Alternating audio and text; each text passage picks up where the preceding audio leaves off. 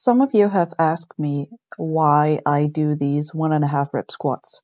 What are they good for? And in this video, I'm going to try to explain that. More specifically, I will try to answer when to do them and why it should be in your training. So what is a 1.5 rep squat? Well, the 1.5 rep squat was popularized to address the bottom position in the squat. This exercise can be performed for positional strength as well as at higher speeds to develop the rebound capacities needed for heavier weightlifting or powerlifting movements. When should you do it?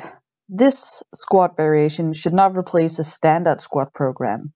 However, it can be used on moderate volume and intensity days to specifically address certain weaknesses in the squat.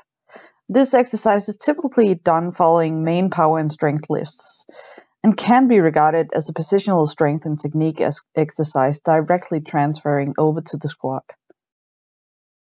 Why should you do it? Well, many weightlifters, functional fitness athletes, and even powerlifters like myself can employ 1.5 rep squats into training, and here's why.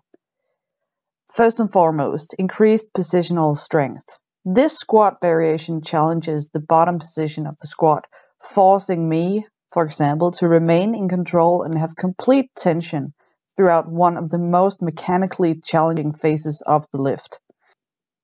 When I squat and come up to above parallel and drop back into the squat, I force positional strength and alignment, warranting further strength and positional stability adaptations.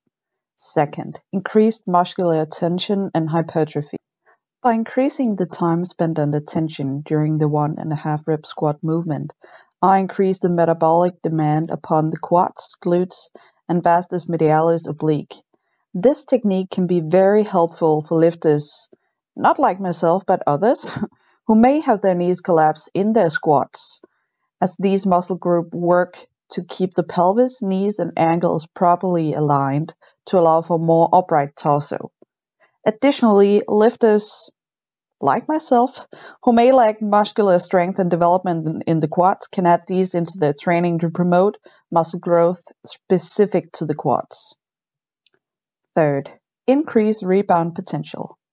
When done with speed, as you see in some of my videos, 1.5 rep squats can be directly transferred to the back squat. By increasing strength and elasticity performed on speed, I should be able to break through sticking points more effectively while staying in proper alignment and posture. This ability will result in stronger, more dynamic recoveries in the squat. Okay, Dita, but how do you perform the 1.5 rep squat?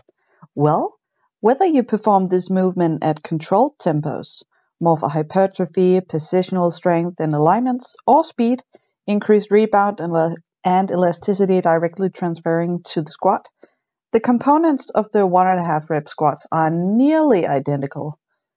First, you of course load the barbell with a moderate load, as this exercise should be done with the intent of positional strength and/or speed. Generally speaking, sets of 2 to 5 reps with 70 to 90% of one's maximum squat will suffice. Once on racked, you of course descend into a full depth squat, and as you rebound out of the first squat, you come up above half of the full squat, slightly pausing to keep tension and positioning, and then you drop into the full depth position, rebound out, and stand all the way up to finish the 1.5 rep squat. This was my first video going into depth with some of the variations I do. I think I'm going to do double pause deadlifts next time, so please stay tuned for that.